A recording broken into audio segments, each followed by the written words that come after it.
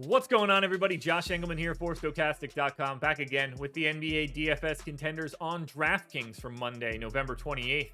And be sure to hit that like button, subscribe to the channel, hit the notification bell so you know when everything goes live. Please follow me on Twitter at Josh Engleman and let me know in the comment section who are your favorite and least favorite plays for today's slate.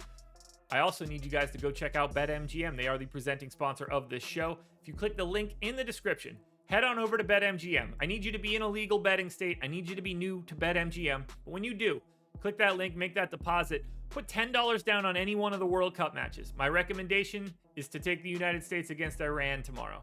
Do that. As long as there's a goal scored somewhere, anywhere, it doesn't even have to be the United States, you will get $200 in free bets.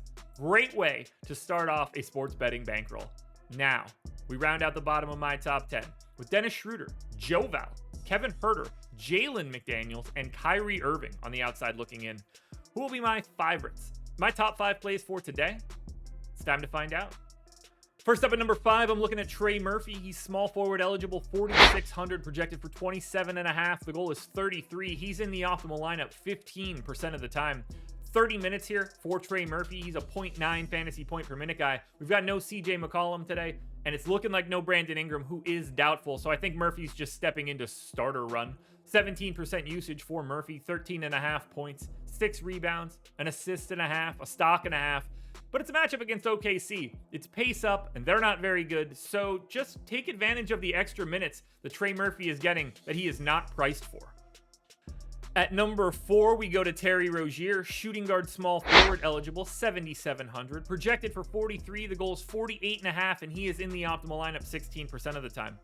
No LaMelo Ball, no Gordon Hayward, and no Dennis Smith Jr., which means TREY Rozier is just going to play a ton of minutes and run the entire offense. He's close to a 1.2 fantasy point per minute guy, playing 37 minutes here, 29% usage, 24.5 real points, 6 assists, 5 rebounds, and a steal. Gets to take on Boston, which is not the best matchup in the world, but it is a back-to-back for the Celtics, which means I don't think we're going to see Al Horford, and we didn't see Jason Tatum yesterday. Don't know if he's going to play today. We shall see. Whether or not those guys are in or out, I like TREY Rozier. If they're out, it just looks even better because the game should be more competitive, and TREY Rozier's got that revenge narrative alert going on here. At number 3, we go back to Philadelphia for Shake Milton, point guard, shooting guard eligible, 6,500, projected for 38. The goal is 42. He's in the optimal lineup 19% of the time. That's 36 minutes for Shake Milton. He's a fantasy point per minute guy running the offense for the Sixers. We've seen this for a couple games now.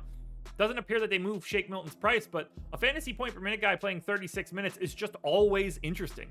23% usage, 19 points, 6 assists, 5 rebounds, and a stop. It's a pace-up spot against Atlanta. It should be competitive. They're only 1-point underdogs. What's not to like? Back to the Pelicans now at number 2 for Jose Alvarado, point guard eligible, 4,300, projected for 30. The goal is 31.5, and he is in the optimal lineup 22% of the time. That's 28 minutes here for Alvarado. He's around a fantasy point per minute, and I assume he's just playing bigger minutes with no CJ and no Brandon Ingram. So he could play a lot more than 28, but I think I'm being a little realistic with it. But there's a lot of upside to those 28 minutes. 19% usage, 12 points, 5 assists, 4 rebounds, 2 stocks.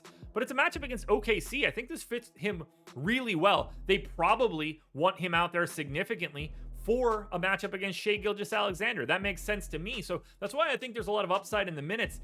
And you don't even need that upside because he gets to second anyway.